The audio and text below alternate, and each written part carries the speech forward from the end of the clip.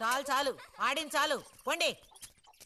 ఇప్పటి వరకు ఇలా ఆటలాడి మా కొంప ముచ్చింది చాలు. పొండి మీ ఇళ్ళకి. చెప్పేది మీ కాదో, ఇంకోసారి మా ఇంటికి వచ్చారంటే మరీ అది దక్కదు. పొండి మీ ఇళ్ళకి. ఎందుకే వాళ్ళ మీద విరుచుకుపడతావు? మీరు వెళ్ళండి నాయన, వెళ్ళండి. అనవసరంగా పిల్లల మీద నీ కోపం చూపించద్దే అని నీకు ఎన్నిసార్లు చెప్పాను. మరి ఇంకేం చేయను? ఎత్తుకుని ముద్దులాడినా తప్పే ఉంది. ఇంకో 2 రోజుల్లో ఆ బుజ్జిగాడు కాలేజీకి పోతాడు. అంతవరకు నీ నోట మాట వినపడకూడదు. విన్నాను, నిన్ను ఇక్కడే చంపి పాతేస్తాను. జాగ్రత్త. అందరికి తేరగా నేను ఒక్కతినే దొరికాను. నా కర్మ.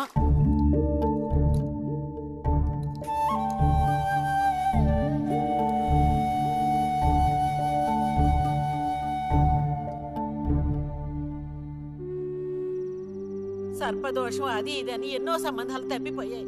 ఆఖరికి కుదరక ఈ సంబంధం కుదిరింది. దాన్ని త్వరగా ఖాయం చేయమంటే ఎందుకే ఊరికే అరిసి గీ పెడతావు? ఊళ్ళో వాళ్ళు వింటే ఎవరికి పరువు నష్టం? నీ కూతురికి అదర్థం చేసుకోవే. చూసావా నా కూతురని వేరు చేసి మాట్లాడుతున్నావు అంటే దానికి నువ్వేమీ కానట్టేగా లెక్క. ఏమీ కానని ఎవరన్నారే? నేనన్నానా? ఇలా చూడు, ఇలా సూటిపోటి మాటలతో నన్ను దెప్పకు చాలా.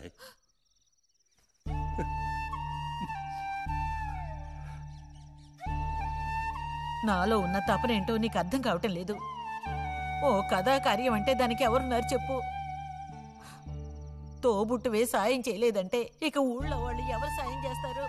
అయ్యో, సాయం చేయనని ఎవరన్నారే? ఇంతకీ నీకు ఆ కుర్రాడు నచ్చాడా? బాగా నచ్చాడు. సరే, నేను వెంటనే ఖాయం చేస్తాను. నువ్వు కంటతడి పెడితే నేను తట్టుకోలేనే. కాస్త నిబ్బరించుకో.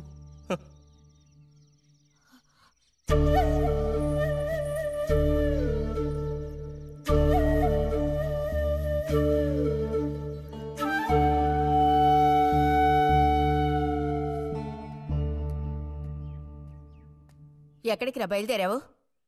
ఊరికే అలా బయటికి. ఇప్పుడు బయటికి వెళ్లాల్సిన అవసరం ఏమీ లేదు. చేసే నిర్వాకం చాలు. ఇంకోసారి గడప దాటావో నీ కాళ్ళు ఎరగొట్టి పొయ్యిలో పెడతాను. పరువు ప్రతిష్టలు గంగలో కలపడానికే పుట్టాడు నా కడుపున. ఎన్ననుకున్నా ఇప్పుడే లాభం ఒకయా? ఎంత చెప్పాను ఊరికే గారాబం చేసి వీడిని పాడు చేయకోని.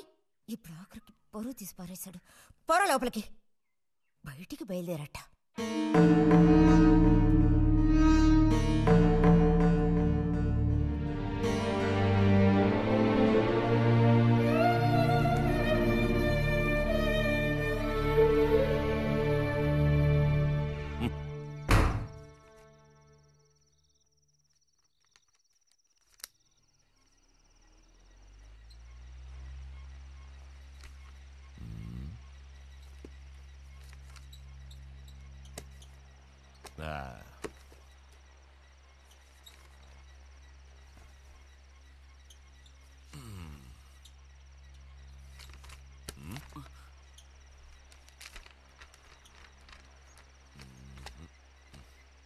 ఏమిటి విశేషాలు బుజ్జిగారు? ఏమి లేవు. స్మాలేస్తావా? దమ్ములాగుతావా? లేదు. రే, మగ పుట్టుకంటూ పుట్టాక కొన్ని అలవాట్లు ఉండాలిరా. అవన్నీ వీళ్ళకి తెలియవు. కాకపోతే కాస్త చాటుమాటుగా గుట్టుగా అన్నీ చేసుకోవాలి. మరీ నీలాగా ఓపెన్ అయిపోయి బయటపడిపోతే ఎలా?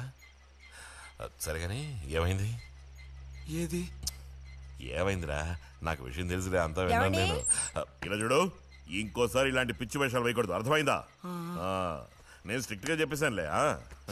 మిమ్మల్ని లాభలేదు. అరే అది కాదు, వస్తానురా. మీకు అసలు గుర్తుందా? వాడిని నాలుగు తిట్టకుండా ఎందుకని వాడిని తిట్టాలి? ఎందుకా? అంటే వాడు చేసింది కరెక్టేనని సమర్థిస్తున్నారా? నువ్వు టీచర్వే గాని పిల్లల మనసు నీకు బొత్తిగా అర్థం కాదే. అబ్బో, వీరికి బాగా అర్థం అవుతుంది. నాకు అర్థం అవుతుంది. నేను ఈ వయసు దాటి వచ్చిన వాడినేనే.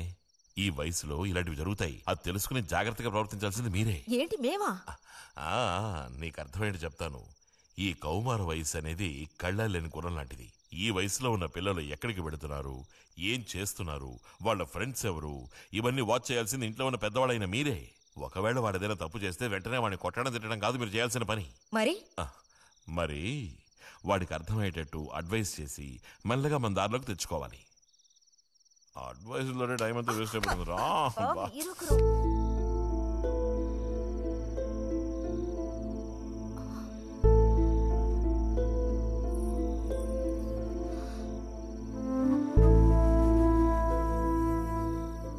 పద ఒక ముద్ద తిందు గాని. మనసులో ఉన్న బాధ తట్టుకోలేక నిన్నలా అన్నాను. అక్కడలా చూసేసరికి కోపం నడుచుకోలేక నోటుకొచ్చినట్టు తిట్టాను. నా కన్న బిడ్డ పరువుకి భంగం ఏర్పడితే చూసి తట్టుకోగలనా? ఏమే, నాకు విషయం చెప్పు. నాకు దిక్కెవరే? నువ్వు తప్ప. నిన్నో అయ్యకి కట్టపెట్టి అత్తారింటికి పంపితే గాని నేను ప్రశాంతంగా కన్నుమూయలేను. అది నీకెందుకు అర్థం కావటం లేదే?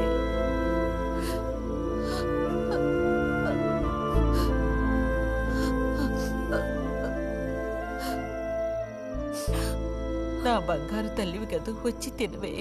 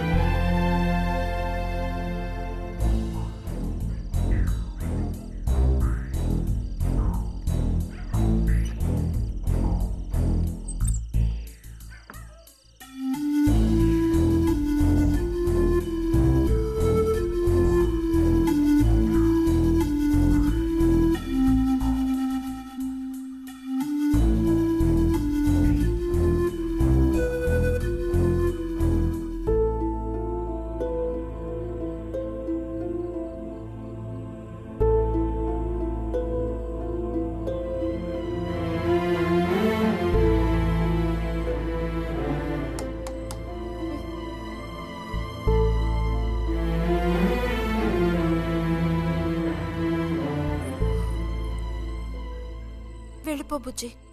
నేను వెళ్ళను. వెళ్ళమంటున్నానా? వెళ్ళను. రతి,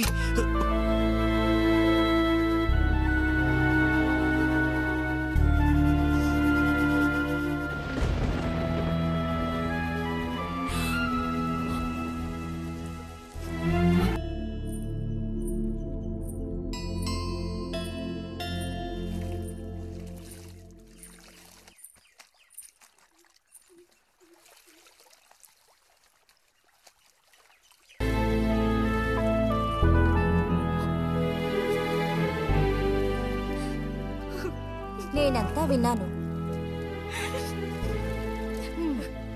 అసలు చెప్పాలంటే మీ అమ్మే దీనికి అతడికి కారణం. ఏమంత తప్పు జరిగిపోయిందని అంత రాద్ధాంతం చేసింది? నాదే తప్పు.